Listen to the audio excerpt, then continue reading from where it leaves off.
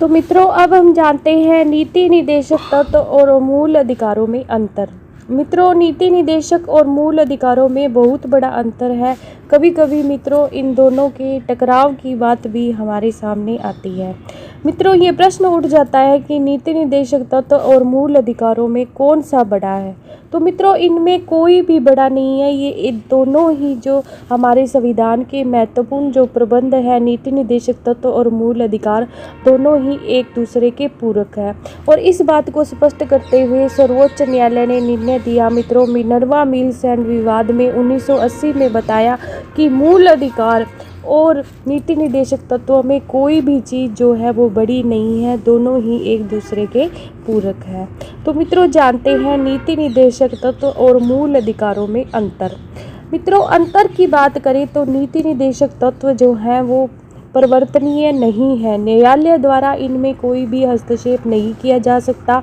इनके हनन पर हम न्यायालय में कोई भी याचिका नहीं लगा सकते। इन पर कोई भी वाद नहीं खड़ा हो सकता न्यायालय में।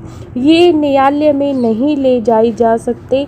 तो मित्रों, ये वाद योग्य नहीं है। जबकि हमारे जो मूल अधिकार हैं वो परिवर्तनीय है न्यायालय द्वारा। मित्रों, इसके बाद बात करते हैं दूसरे अंतर की। तो दूसरा अंतर कहता है कि नीति निदेशक तत्वों की जो प्रकृति है वो सकारात्मक है, यानी कि राज्य के लिए नीति निदेशक तत्व हैं वो सकारात्मक प्रकृति के हैं। जबकि जो मूल अधिकार है मित्रों वो नकारात्मक प्रवृत्ति के जो हैं तत्व हैं राज्य के लिए। तो ये जो बात है, ये जो अंतर है, एक बड़ा अंतर है नीति निदेशक तत्व और मूल अधिकारों में। मित्रों, नीति निदेशक तत्व जो है वो सामाजिक और आर्थिक न्याय की बात करते हैं। सामाजिक व आर्थिक न्याय की बात करते हैं। जबकि हमारे जो मूल अधिकार हैं वो राजनीतिक लोकतंत्र की स्थापना करते हैं, यानी कि सभी नागरिकों को लोकतांत्रिक जीवन जीने का मौका मिले, ये बात सुनिश्चित करते हैं हमारे मूल अधिकार।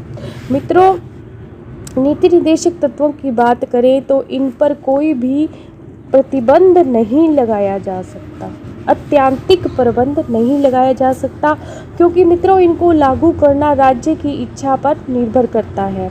जबकि मूल अधिकारों पर प्रतिबंध लगाया जा सकता है और ये लगाया जाता है मित्रों सरकार द्वारा। समय समय पर ये प्रतिबंध लगाया जाता है मूल अधिकारों पर। लेकिन नीति निदेशक तत्वों पर प्रतिबंध लगाने की कोई आवश्यकता नहीं होती, क्योंकि ये राज्य की इच्छा से लागू किए जाते हैं।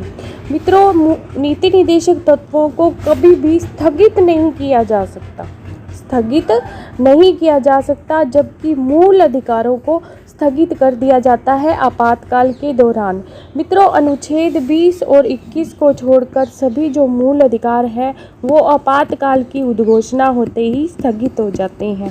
मित्रों, नीति निदेशक तत्व जो हैं वो सामूहिक प्रवृत्ति के होते हैं।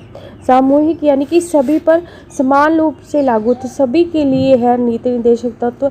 जबकि मित्रों मूल अधिकार जो है इनकी प्रकृति जो है वो व्यक्तिगत है, यानी कि प्रत्येक व्यक्ति को अधिकार प्राप्त होते हैं। मूल अधिकार जो है वो देश में रहने वाले प्रत्येक व्यक्ति को प्राप्त होती है। लेकिन नीति निदेशक तत्व जो है वो सामूहिक रूप से सभी को प्राप्त होते हैं। धन्यवाद मित्रों। तो यही अंतर था नीति निदेशक तत्व और मूल अधिकारों में।